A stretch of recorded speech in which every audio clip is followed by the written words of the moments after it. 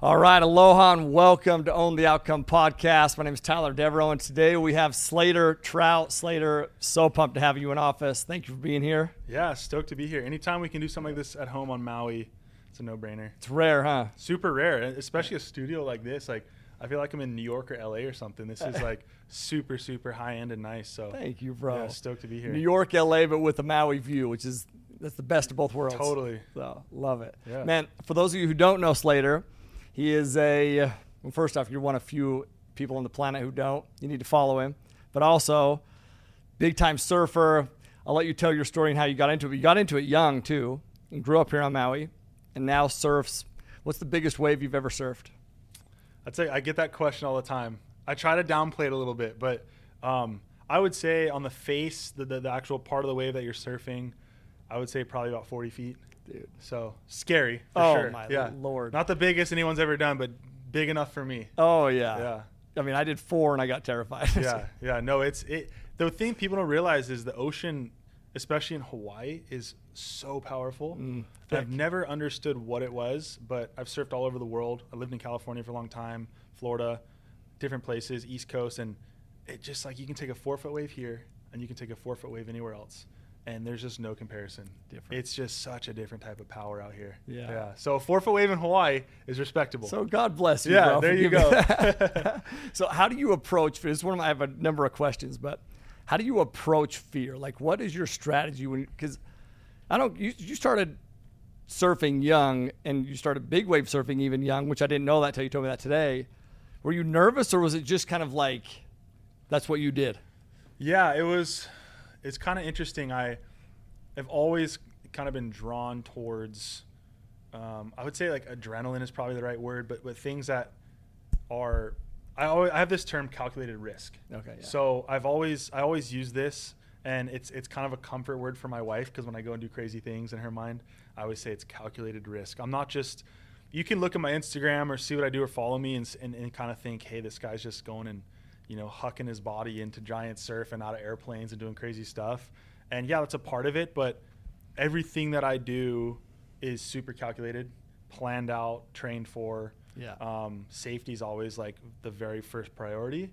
But growing up, I loved getting into rowdy things. I love to hang with my friends and go and, whether it's riding skateboards behind a golf cart and hitting ditches or shooting fireworks at each other, seeing who could dive the deepest to the bottom of the ocean, just pushing our limits always. That's kind of how I grew up.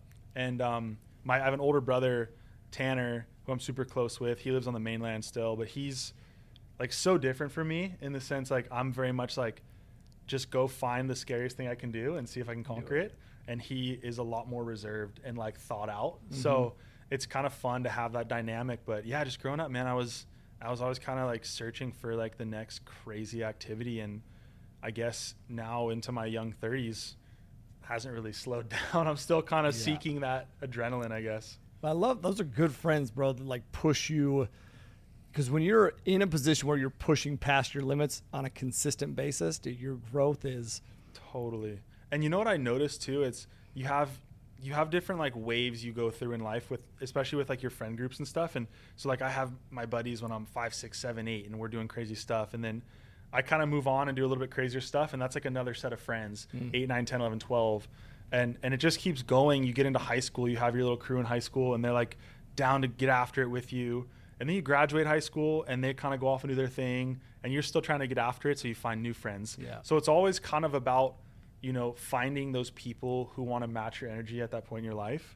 And that's been really cool for me to live in different parts of the world and travel and meet people that are at the same wavelength as me in that time of my life. And whether it's skydiving or big wave surfing, building a business, fitness, whatever it is, it's like God just almost brings these people into your life at the right time.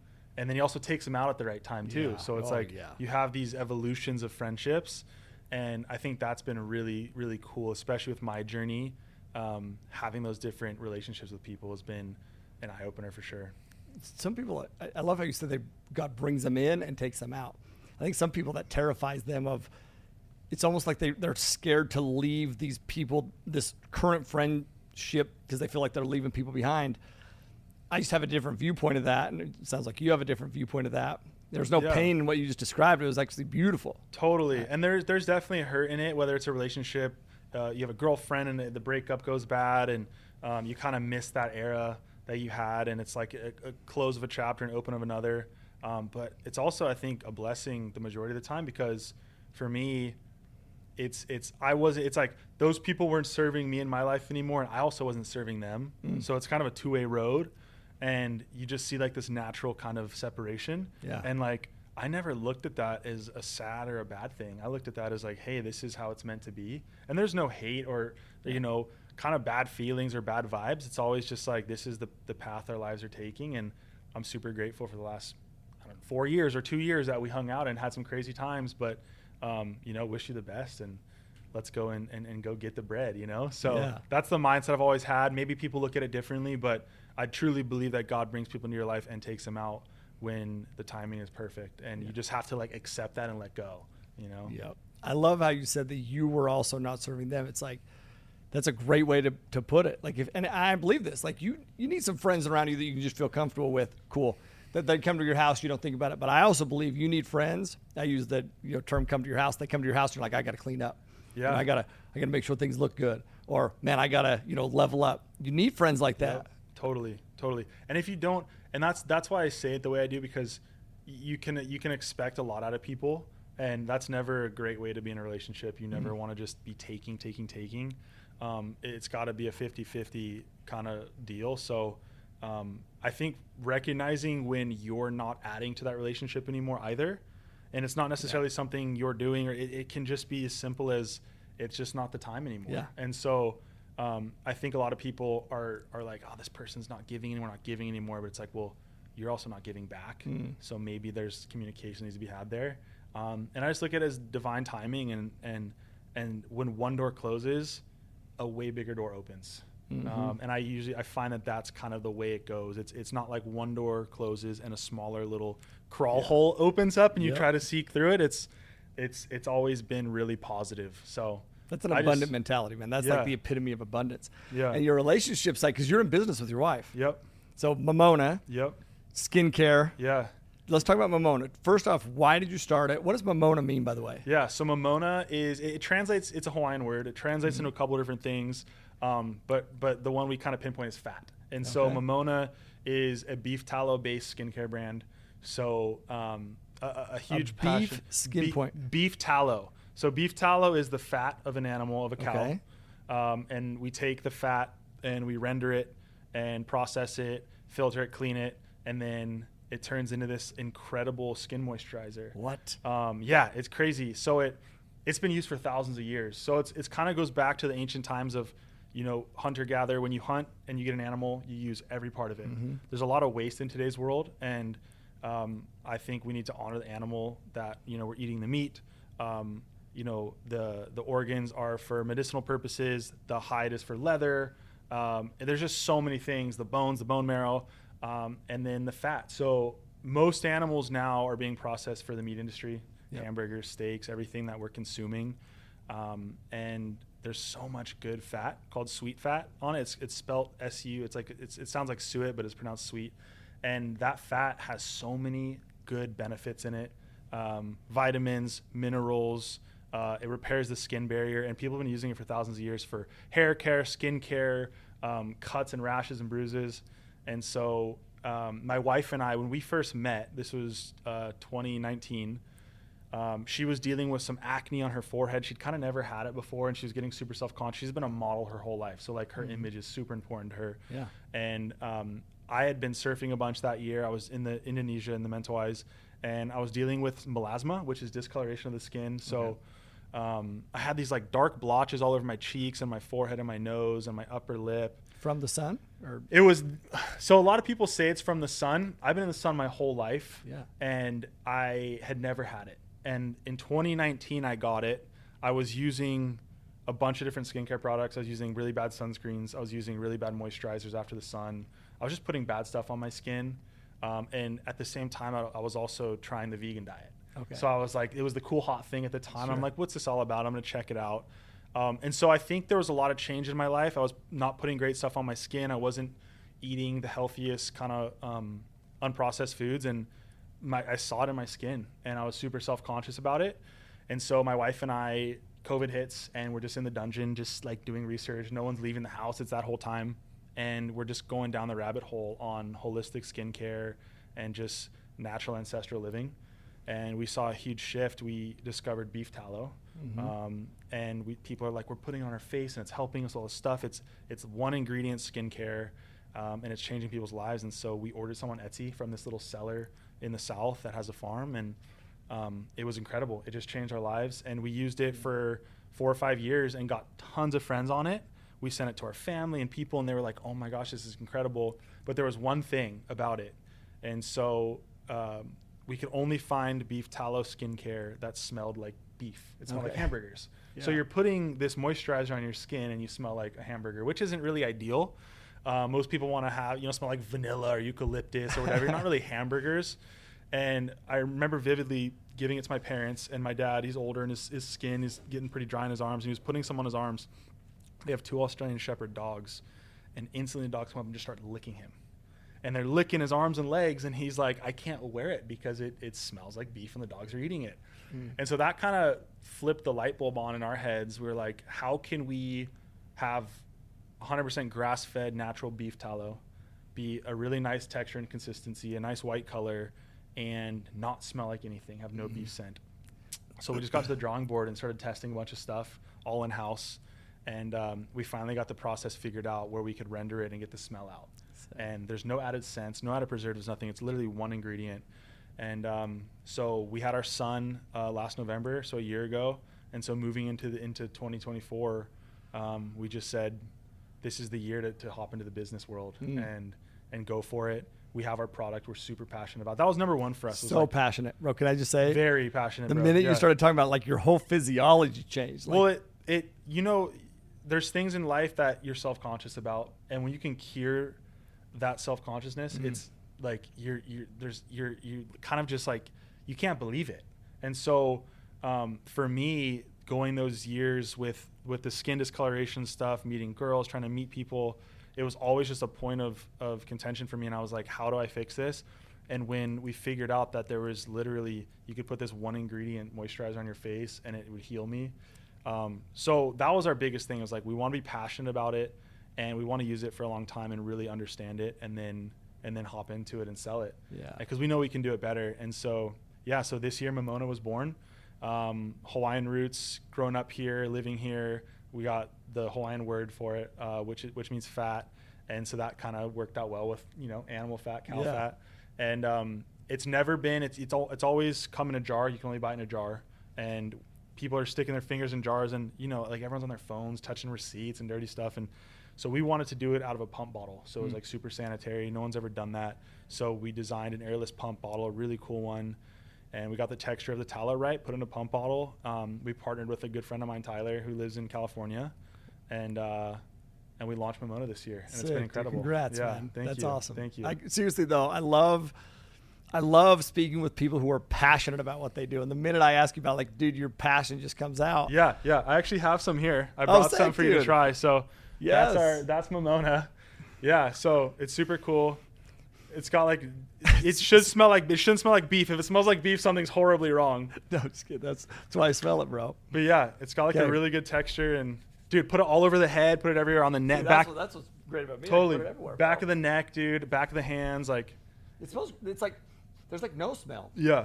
And you don't need a whole lot. So like a little bit goes a long way. But what tallow does is it repairs the skin barrier. So we have a skin barrier that builds up to fight off, bacteria, and literally builds up the barrier enough to where, like, little cuts and scrapes and stuff, it just strengthens your skin. It's like a great, like, the texture. It's super nice. Great. It's like a high-end lotion. Yeah, it's great. That was our thing. It's like, how do we get animal fat to become a high-end skincare brand? And so the big thing was having the packaging, having the texture, having it unscented, and it just works, dude. People love it. And so we've gotten some absolutely insane feedback. I mean, it's really cool to see. I mean, people sending in photos and videos of, I've been using it for 4 days and it's cleared my eczema. It's like all these things. And we're just like, oh my goodness. Like, that's what makes it worth it. All the hard business building stuff. is the reviews and seeing people stoked on it. Dude, we'll put the links in the show notes and everything for sure. But like, well, here's what I love about the story. Like, first off, most people would just get stuck in, I got acne, I have, the skin. They would just stay stuck in the situation. You guys didn't. You go look and search and you find a solution. And I just believe that principle, like what you focus on, you find. Like, It's there. There's solutions. Even if you don't see a way, doesn't mean there's not a way. Like, doesn't mean that God doesn't have a way. Like, there's a way. Totally. And I just gotta say, your skin is glowing right now, bro. This is like a totally different person right now. My man. You're looking good, man. I'm excited. Looking good. Yeah. I had no idea. I knew that you guys had launched the company, but I didn't know any of the stuff you just talked about. I did not know. Yeah. It's crazy. We were at the airport and we were flying to California for our launch party a few months back, and we met this family, super sweet people. And they were just asking us what we do. He said, hey, we just launched a skincare brand. It's called Momona. And they're like, oh, what is it? Is it a sunscreen or a cleanser, whatever? We're like, it's a moisturizer. And it's one ingredient. And they're like, what do you mean it's one ingredient? How is it one ingredient? What else on earth is one ingredient? Like water? Like what? Like that's crazy to people. And we told them it's beef fat, and they were just blown away. Oh, yeah. And again, we gave them some to try, and they were absolutely in love with it. Just the texture and the way it made their skin feel. And that's the thing. Like my wife and I, like I said, in 2020, dove deep into like non-toxic living and trying to be as healthy as possible. And we're just freaks about it. We just are obsessed with trying to optimize our health. And for us, finding something like things that go on your skin, people don't realize this. When you eat something and you digest it, it goes into your bloodstream. It's distributed throughout your body. Putting stuff on your skin is distributed into your body and bloodstream faster than eating it. See, I didn't know that. So if you're not going to eat if you're going to put something on your skin, but you're not willing to eat it, it doesn't matter. It's still being distributed in the same way. And so that's something people don't realize. You don't ever want to put anything on your skin that you are not willing to eat. That is a huge thing. And that's the message we're trying to convey to people is one ingredient, edible. Like tallow is a really good cooking material. So it's great for cooking eggs or steak or whatever. It replaces olive oil or any sort of cooking oils. So you can literally take Momona and you can moisturize in the morning, and then you can take the pump bottle and you can put it in your pan. No way. Squirt some in there, and you can cook your food in it. Bro, that's incredible. It's incredible, yeah. And so we're trying to kind of take on the skincare industry because it's big pharma. It's what it is. It's toxic. Your average skincare out there right now, and I can bore you all day with skincare stuff. Bro, I'm loving this stuff. Your average moisturizer is 60 plus ingredients. That's crazy. Why do you need 60 ingredients for your skin? Yeah. When tallow is one ingredient, A, D, E, K, all the vitamins, all the minerals, everything you need. And my wife and I went into this skincare brand, this big chain that sells a bunch of brands the other day, and we picked up one of the kind of head honcho companies. And dude, looking at the label on that is just scary. Yeah. You can't pronounce the first 4 words. We sat there, we're going, like you don't know what it says, and I'm like, how would you put that on your skin and ingest that into your bloodstream? I've never even, bro. Hey, in my the desk thing behind my desk, on the far right hand side on the bottom, I want to see what, because I have moisturizer that I put on. I want to compare. Let's check it out, dude. Yeah, I've never even looked at it, bro. No, it's crazy, man. There's preservatives, emulsifiers, all sorts of crap you just don't want on your skin. I can't pronounce any of them. Yeah. So pick up the Momona and look at ours. So good, dude. One ingredient, grass-fed tallow. Grass-fed beef tallow. That's just one. That's all you need to know. That's crazy. Yeah, isn't that wild? It's wild to me. And I did not know that you absorb it faster when you put it on than when that's nuts. Dude, what you put on your skin, that's why like sunscreens are super toxic. Yeah. And they have all sorts of really, really bad stuff in them.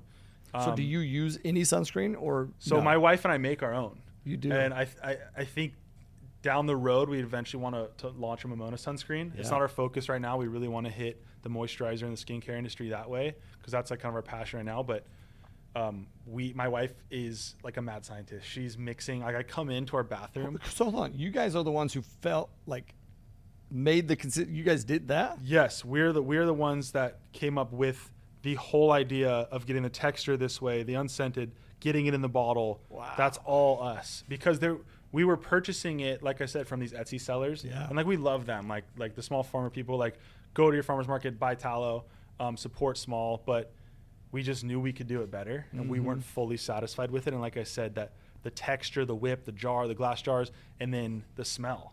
Like we wrote down on a whiteboard, here's the things we don't like and here's what we can improve on. And then we just went and did it. And then we just went and did it. We just went and did it, man. I mean, there's a lot more to it. You know how it is. Sure. Like, but looking back on it, it's like you cannot do it or do it. And the only way to do it is to do it, you know? Yeah. So you just got to go for it. And I think having our son was a big catapult to doing that. And it's something we're just passionate about. How come?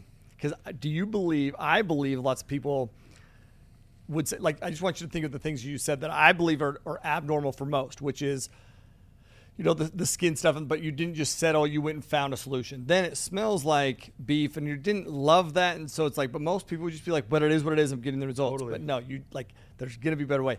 And then you have your kid, and what's your son's name again? Stetson, you said that. Stetson's a great name. Thanks, yeah. You have Stetson, a lot of people would be like, well, I would start this, but man, I'm so busy now. Yeah. Because I got a kid. Totally. And I think it'd be easy for me to sit here and just say, yeah, man, we just woke up one day and had all this motivation to do it. My wife and I grinded and did it.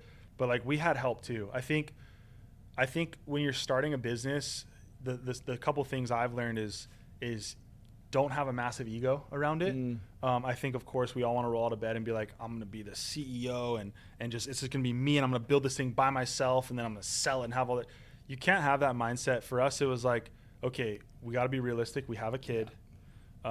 We're still working on the influencer stuff and brand deals that we've been doing for 10 years. So we still have those jobs we got to take care of, but we still want to build this brand. And so that's where my friend Tyler came in, who's one of my best buddies. And we said, we need someone else on the mainland that can help us do this thing. And we're not going to do it without that help. And so I think we kind of like humbled ourselves and realized we needed that help. And once we opened that door, it was a game changer for us. And so we partnered with my friend Tyler. He came from Vegamore, which is a massive hair care brand. Okay. They're worth billions of dollars. They're just crushing it. And they brought him in years ago to help run the finance side of things. He's a UCLA finance major, super smart guy, way smarter than me. And he's our partner in this now. He was just getting kind of burnt out on the hair care industry and working in corporate. Yeah. And he'd always wanted to found his own brand as well. And we talked, and he's like, I put in my 2 weeks, man. I'm thinking about starting this brand. And he had a couple ideas, and I told him about tallow, and I was like, dude, we really want to do this. And we sent him. Oh, so hold on. He told you that before you guys even chatted. Dude, we had a catch-up call. I kid you not. It was just bro to bro. Hey, man, how you been? How's your boy do? Like, just that. Yeah. He's like, dude, I put in my 2 weeks at Vegamore. And a light went off my head. I said, no, you didn't. He's like, yeah. And I said, Stacy and I are wanting to start a skincare brand. And he's like, tell me more about it. And we filled him in on the whole tallow thing. And he'd heard about it and seen it. Yeah. And so he tried some. And he was like, dude, this stuff is incredible. I'm so hooked. And he's like, I was going to go off and raise a bunch of money and work with some finance bros and do this thing. And he's like, but I have the opportunity to work with some friends, some really good friends of mine. Amazing. And a lot of people say, like, don't bring friends and family into business. And we're like, dude, I would rather work with the homies, you know? And we have good enough communication to where we're going to keep things cordial and respect each other. And yeah, so dude, that day we literally were like, let's go for it. And so he's our partner in it. And he's been absolutely incredible helping us build this thing and doing all the things that we don't necessarily want to do or specialize in. That's been huge to pick up the slack there. So, yeah. That's dude. And you said earlier that God brings people in your life. That is the epitome of that. Totally. You know? And I remember when we met, it was like 10 years ago. And he was this kid from Oregon going to UCLA. I was living in California at the time. And, you know, he had this long hair and he's this kind of like shaggy kind of hippie Oregon kid. I remember meeting him just kind of being like, who is this goofball? And fast forward 10 years and he's our business partner, the CEO of our brand and one of my best friends. And it's just like, man, God is, who would have thought that funny kid with the long hair that I met 10 years ago would be our business partner building this brand together. So that's so great. It's pretty cool. Yeah. That is cool. And do you get shit from the surfing community or your buddies there about, because those two worlds are maybe, in my opinion, usually, I don't know, it seems different. Totally. Yeah. No, you know what's kind of crazy is like people are relatively stoked. I mean, here's the thing, like the surfing community is naturally in the wellness space, in the healthy space. That's very true. A lot of my friends they're about eating healthy. They're about an active lifestyle. And a lot of them are using products like this to remain as healthy as they can and ditch the toxins. And so when we started this, it was kind of just like a natural flow. They're like, oh, heck yeah, of course. it's obvious you and Stacy would start a brand like that. They've been following you on Instagram for years and see all the non-toxic stuff we're doing and the way we're living. And so it just was all just like a natural flow. That's awesome. Yeah. That's awesome. Do you think that surfing, how do you think those things relate? Like surfing and then being able to branch out into the business. Do you believe that, I don't know, just the life lessons with surfing give you the confidence to go after and start a business just on the cuff? Yeah, I think it's a couple different things. Surfing for sure. There's a lot of discipline involved with surfing. So much. There's also a lot of, like, I would say patience. I played golf for the first time this year with my brother-in-law in Canada, and I had a blast. But it requires a lot of patience. And surfing, you're sitting on the lineup, you're waiting for sets. It requires a lot of patience. And I think understanding that has helped a lot with business because it is a patient game. I mean, there's a lot of that involved, especially when you want stuff now. It's like, we want to have our bottles here. We need to get our towel. It's like, there's so much involved with it, but having patience has been super key. And I think surfing has helped teach me that because there's definitely days where I just don't have fun because I'm sitting there waiting for waves all day and they may not come. And so I think that's been a big thing, but also being a retired pro athlete, competing on the stand-up paddle racing world tour, that also brought in like the competitive aspect too. So understanding competition and understanding what you need to do to win. A lot of those things were really important as a pro athlete in that career. So all those experiences kind of have led to this point, and it's kind of weird to be like, yeah, I'm racing in the middle of Nicaragua at the World Championships, and 8 or 9 years later, applying those competitive skills to taking on the skincare industry. Yes. It's like, what the heck? Like, you know what I mean? It's such a weird kind of way things work out, but it's so good though. It's all meant to be. Yes. Yeah. Everything has purpose. Everything is for a purpose. I actually did a company training today, and I call it the power principle. And the W stands for the will to win. And I look at, for me, being in my 40s, bro, you'll understand when you get here. Okay. You're like, this is sports to me now. Like, this is sports. Business is sports. That's where I get my competitive drive, or that's where I get feed my competitive, need. I feel like totally. And it is, but you have to have this will to win and to do what it takes because, like you said, there's so much that goes into it. Okay, I'm just going to start it, but you never know. Like, if I truly would have known what it was going to take, I wouldn't have done it. Meaning, it would have scared the shit out of me. I just wouldn't have done it. Yeah. I'm so glad that I did, but it's like you figure it out as you go. That's your will to win. Yeah, yeah. It's just like there's so many lessons in life, and if you remember and like learn from those lessons, you always can come back to them, and that's what's really cool. It's we'll be doing something with Momona in the business space, and like we've been doing brand deals and influencer work for a long time. That was what I transitioned into after the stand-up paddle racing and surfing stuff, and understanding contracts and understanding how digital marketing works. Like all of that led me into, now I'm on the owner side of the business, hiring brand ambassadors, influencers, affiliates, and kind of understanding it from the other side of the curtain, which is really unique. That is unique. But it's been really cool to see it from both sides. And I learned a lot by seeing it from the influencer side. And so I try to strategize that way and take care of my people because I've been in that position, and so, yeah, tons of lessons, man. Like, if you learn from your lessons, like, life is generally really good. Yeah. If you don't learn from your lessons, life can be tough, for sure. What is up, y'all? Listen, if this podcast has brought joy or value at some point as you're listening to it, we would love it if you would be so kind as to leave us a review down below. That is how we keep this thing moving and finding individuals just like you to pour value into. Now let's get back to the show. I just believe that everything is, especially things that don't go great, it's essentially trauma, and it stays as trauma until you learn the lesson. And you just reframe and find the lesson that you're supposed to learn from it. Yep. Then it turns into progression. Yep. Do you have a system, though, for how you document the lessons or how you document those experiences to learn from them? Like, do you have a system for that at all? Yeah, I would say it's really communication with my wife, if that sounds kind of interesting. So Stacy's she studied psychology in college, and she's like, she can just pick you apart, man. She can just understand exactly what's going on in your head and why it's going on. She's incredibly intelligent and emotionally intelligent too, which I think is one of the most important forms of intelligence. And I ricochet a lot off of her. and she's kind of that absorbing person for me, which is super important. But yeah, when we're going through a hard lesson or a learning experience or a hard time, like having a rock like that to communicate with. A lot of people do it in different ways. People will journal, write their things down. People will meditate. There's a lot of different ways to do it, but just being honest with you, man, I chat with my wife. We have deep conversations, and she gives me a lot of clarity. And she also has a really good memory. And so, 6 months, a year, 2 years later, she'll be like, hey, do you remember that conversation we had? You're falling back into that a little bit. Let's bring that back.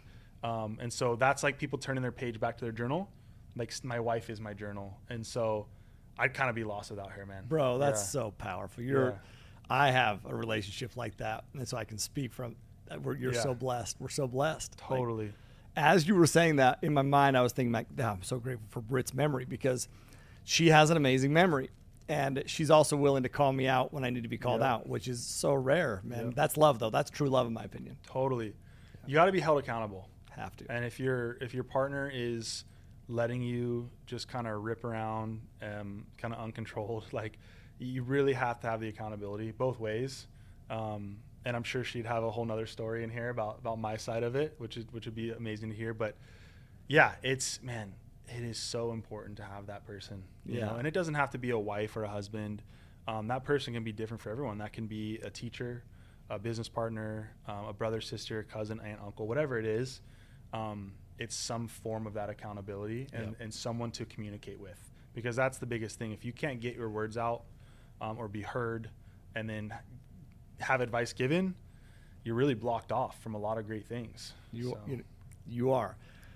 So one of the things that I do, and this is recent for me, where this is a thing from Britt, where I'll have a learning lesson. One of my superpowers is I compartmentalize. Like, it's like next, boom, next. But then that means I just kind of forget, and then so I've repeated some of the same mistakes again. It's a superpower to compartmentalize, but you don't obviously want to repeat the same mistakes. So Britt will be like, okay, once you have an experience, before you come home, I don't care if you're late, but before you come home, just type it out. And so I'll type it out or voice note it out. And then what I've started to do, the more that I started to learn about AI, the more I realized, like, it's actually hard for me in my mind, like, to prompt AI, but I've started to use AI as like, hey, let me run this by, how would Steve Jobs handle this situation? Or, hey, this is and I'm just having a conversation to get experience from, but I give like a specific person, like somebody that I look up to, how would Slater Trout handle this trial? How would Slater Trout handle this whatever it is? And then having that conversation there, and it sounds new age and kind of crazy, but it's actually been super powerful. Wow. What do you use? What do you use for AI? ChatGPT, probably the most. Yeah. I've been using Gemini a little bit more as well. I don't know if you know that one. Yeah. But man, isn't that a crazy world that we're moving into? It's crazy. I mean, we're on the verge of just a total game changer. My wife and I have been using ChatGPT a lot more the last few months, and we're very curious about the world and everything, and we want to know a little bit about everything. My wife specifically, she's like just a nerd for information. It's like she has to understand at the highest level every subject, and so when ChatGPT was introduced to her, it's like her best friend now, because it's like, what bug was this on this plant? Why was it that shade this time of year? And then she'll spend an hour diving into that. And I'm like, you're so interested in the craziest things, but to have that knowledge there, it's like so cool. And I think it's changing the world, man. And I just pray that it's changing the world in a positive way. Yeah. I know you and I and our friends and family can use it in really great ways. But yeah, we'll see where it goes, because there's also some scary sides to it too. Gosh, when you start going down the rabbit hole of what it could be, right? Yep. But for right now on the phone, ask them a couple, what does this word mean? I love it. Amazing. Yeah. Bro, our wives get along. I'm just telling you, because Brittany wants to know at the deepest level as well. And I'll be like, and I don't. I'm very much like, what's next? Yeah. Okay. Cool. Yes. Yeah, totally. And that's very cool. Yeah. We'll have to get them introduced, because I'm sure they'd be friends. Yeah. 100%. That's fun, dude. Yeah. But so do you know who Peter Diamandis is? No. Dude, I just listened to a presentation of his the other day. It literally was it was crazy. Like, it was so informative and amazing, but it was also terrifying. Like, it literally terrified me. I was like, is he an AI guy? Yes. Oh, wow. What was he saying? I don't even, don't want to bring it up right now. Like literally so much though that I Yeah. can't even like fully Wow. digest it. Yeah. Like it's crazy, man. Crazy. Yeah. He believes that people will eventually, and he's showing proof of how this is working, but people will eventually, he thinks people will live forever because the quicker that you can take care of disease, and so essentially you stop aging. Right now they're like 4 years or 5 years or something behind, but he feels like very soon it'll catch up, which means you'll just be able to extend forever. That's his viewpoint. And he gives all this data, crazy data that like supports that. And me and Britt were watching this. We're like, holy mind blown. I don't know if I want to live Me forever. neither. I'm like, man, I think the timeline's great how God said it. That's like, what I'm saying. Yeah. Pass it on to the next generation, man. Let them take over. I'm ready to go up to heaven, man. I heard Totally. it's awesome up there. Yeah. Wow. Yeah. There's so much crazy stuff coming out with that, man. That's Nuts. wild. Okay, I got a couple questions for you. One of them is, and I very rarely do this. I just want you to know. Like Cool. I don't. I just All right. riff. I'm a special guest. You are. All right, I though. love it. I love it. I'm telling you, you are, man. All right. I just respect what you do a ton, and so I put together. I very rarely ever do this, but I want to know what you believe sets you apart, because I believe that lots of people, like, it's easy to look at you, dude. Beautiful family, amazing, like just an amazing career, so much success, but it's easy for people to look at that and be like, oh, it's just been easy. There's been no setbacks, no challenges, and the podcast name is Own the Outcome, which means, well, first off, I would ask you, what does that mean to you? But then secondly, what do you believe has set you apart, and have you had challenges? Wow. Those are good questions. I got to think about that. What was the first part of that question? I want to answer in order. Own the outcome. Yep. Let's just start there. What do you, when you hear own the outcome, what does that mean to you? Man, I think for me, it would be probably owning the present, if that makes sense. I think my brain wants to jump to, from a business standpoint, 5-7 years in the future. Hey, like, what does an exit look like? What does this look like? And that would probably be the outcome of what the brand is. Yep. But I think I want to turn that into like owning the present, because that's something that I think is really important. And I don't think you can own the outcome without owning the present. So I think for me, it would be just about focusing on the day-to-day tasks, because like you and I said, like, we can compartmentalize, but we can get way ahead of ourselves and look down the road too far. Oh, yeah. And I think if you can crush the present, you're going to own the future, and then you own the outcome as well. That's and you so dictate good. all that. So, I Great would answer. say that would be my answer. Stick with the present. Yeah, great. I love, and I agree with that, by the way. It's reframing whatever it is that's happening here. You reframe it in a way that's I love that. That's perfect. I love that answer. The other side, though, was, have you had challenges, and how have you owned the outcome in your own life when you've experienced those challenges? Or has everything just been perfect in your life always? No, definitely not. I've had tons of challenges in my life. I think for me, it's really about, I kind of have this mindset of remain optimistic, and you kind of will curate the outcome a little bit. My wife, when I first met her, she was saying that. No idea. Jeez, that was nuts. My wife was when we first met, we would get like an argument or have some discord, and she would say, I never heard this before. She's like, you can be toxically positive. And I was just like, how's that possible? That's like a play on words. How can you be toxic and positive? And so I think for me, it's always about seeing the positive in things. I'm an optimist. An issue will get presented, and it's just like, hey, it's going to be all good. Here's how we're going to do it, versus getting into a rut. And I think that's a quality that I was just born with. It runs in my family, and it can be a detriment sometimes, for sure. It's not perfect. But I do try to be an optimist, and I do try to kind of have that optimistic mindset. And I find myself being able to dig myself out of things a lot quicker, having an optimistic outlook, for sure. Yeah. Bro, I talked about the power principle that I just presented to the team today. And the O, I told you the W's will to win. The O was optimistic, maturity. Yep. Because I believe it's one of my biggest superpowers too. I'm optimistic.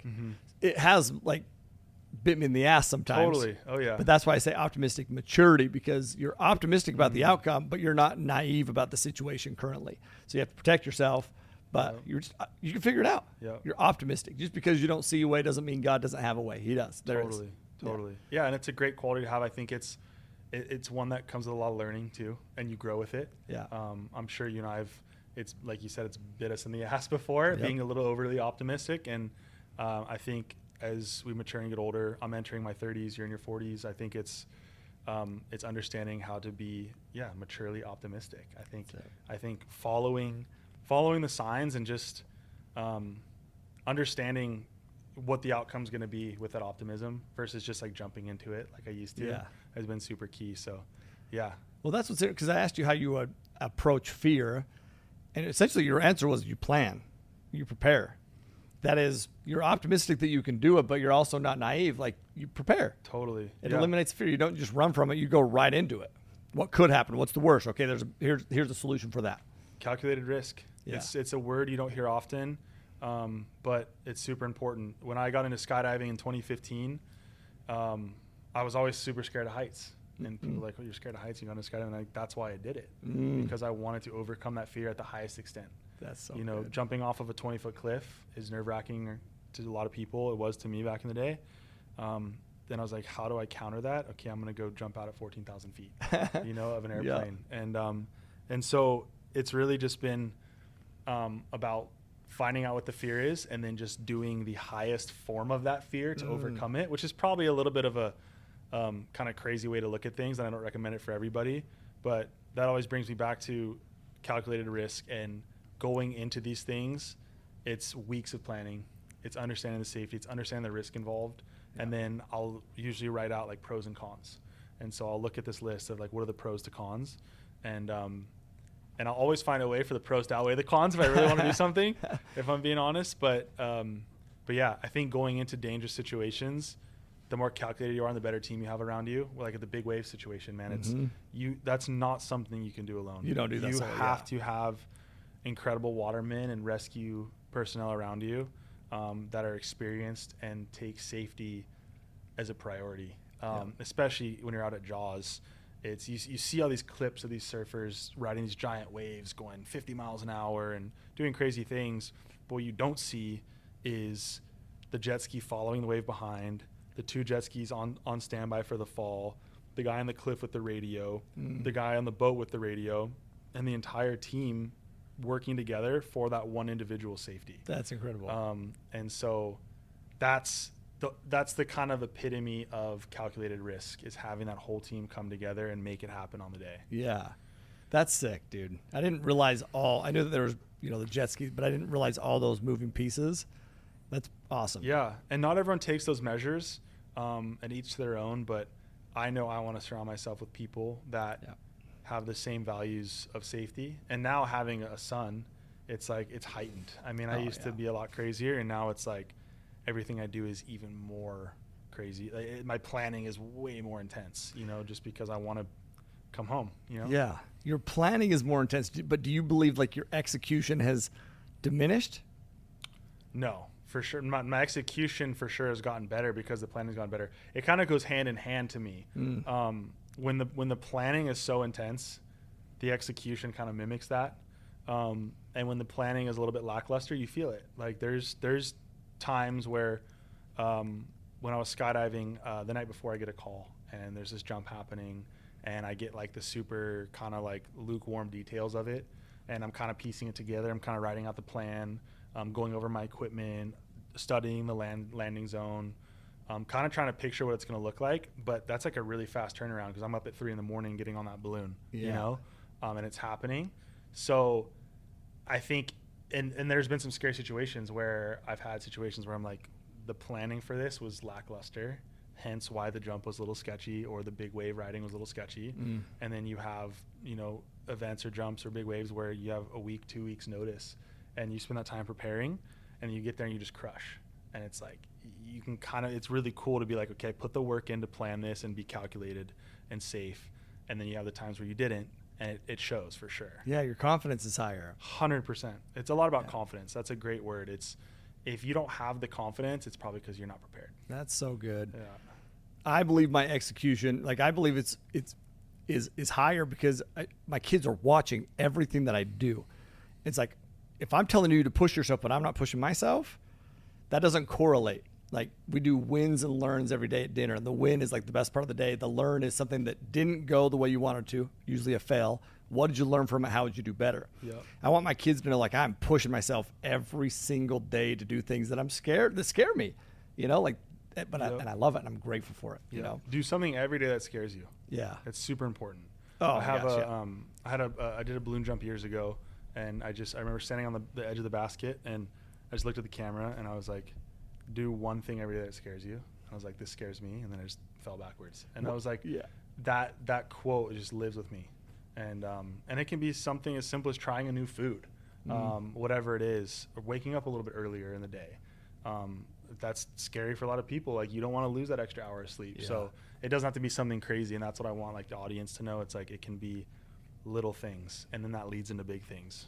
Well, your language, it's why I love interviewing people like you because it's your narrative in the moment. What I just pulled from that, do one thing every day that scares you. But what I pulled from that was, in that moment, your internal narrative was like, do one thing every day that scares me. This scares me, and that lights you up, and then you go. It's like your internal narrative. You're talking to yourself to get you in the mental state to do, right? You're not trying to talk yourself out of it. Totally. Yeah. Yeah. And it doesn't, like, even something that scares you can be something that is a little just hard. Yeah. Doing something that's hard, right? It can be scary to do hard things. What scares you now? What's something that scares, dude, Slater Trout today? I think missing out really important family moments. I think I don't want my son his life to fly by. I don't want it to be fast. I can get caught up in work and in things I need to do, and that kind of scares me because I don't want it to be like that. I want to be there for him. I want to watch. I don't want to miss his first words and his first steps and everything like that. I just want to be really present in his life. And I think it's really easy in today's world not to be. And then all of a sudden, my son's 18 and he's graduating high school. Where'd time go? And one piece of advice that every single parent, this is across the board, moms, dads, grandparents, different parts of the world, I like to ask people for advice on things, especially with parenting. And from my parents to a lot of other parents, the one thing that they've said is, it goes by so fast. Mm-hmm. It's the blink of an eye. The days are long, the years are short. Yeah. And that couldn't be truer. We've had hard days and there's sleepless nights. And we couldn't do without the moms out there. The moms are the true heroes of the situation. Dude. So to all the moms, and especially postpartum moms, man, that first year is incredible to see their bodies change, and all the power to them. But the time goes fast, and I think that's what scares me. I feel like there's just not enough time to do everything that we want to do and watch our families grow the way we want to. And so maximizing that is number one. Such a great answer. Yeah. That tells me so much about you, brother. Such a great answer. I will also say that, so when we moved here, I moved here in 2019, and the whole point of moving here was to spend unobstructed time with kids. We were just going to live here for a year at first. Like, that was the thing. Unobstructed time with kids before they got into school, because their schedule take off. And they're just formative years.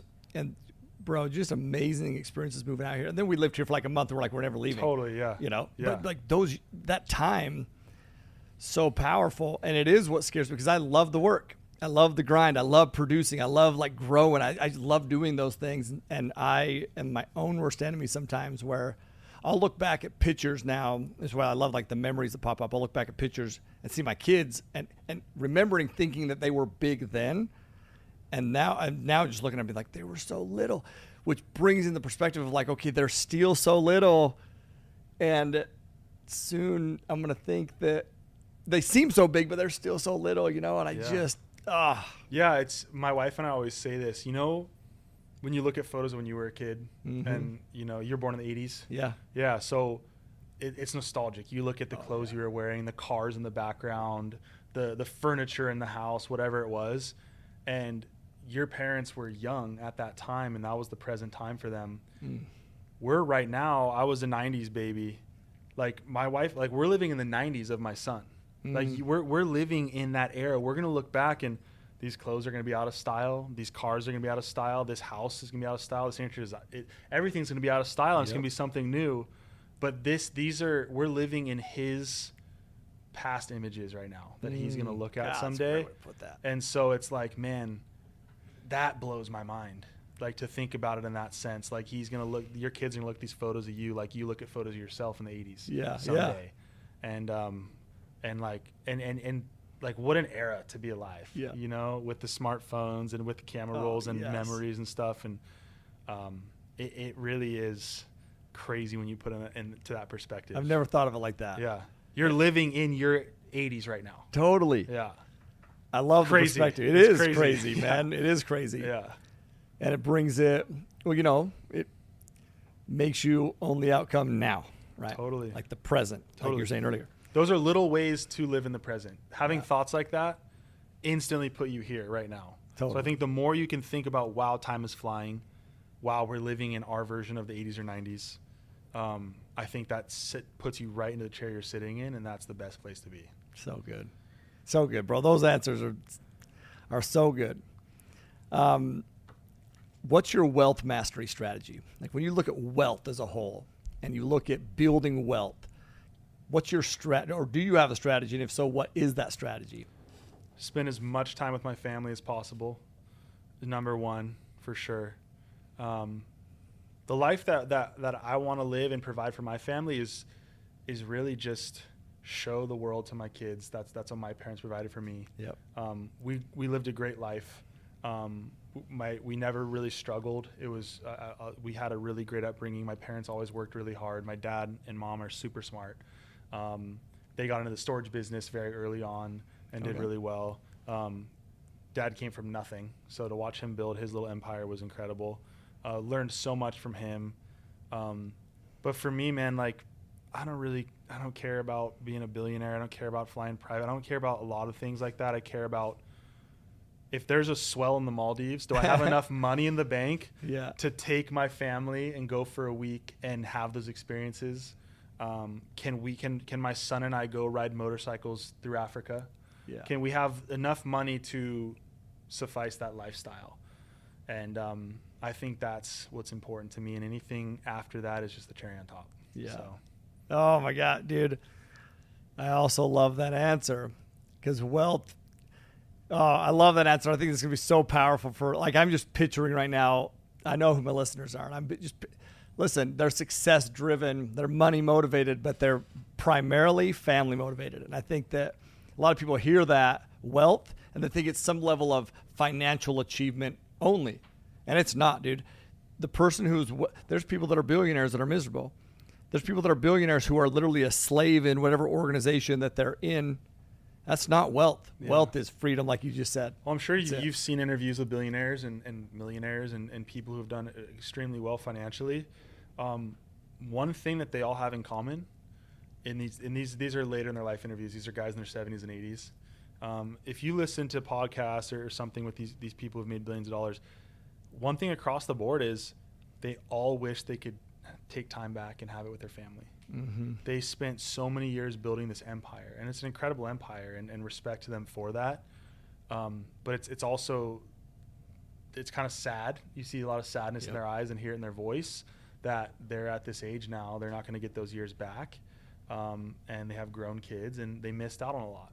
And so I think for me is understanding that balance. That's another thing that scares me is balance is how do I work hard enough and commit myself to the business enough to get to a lifestyle that provides what I just mentioned. Yep.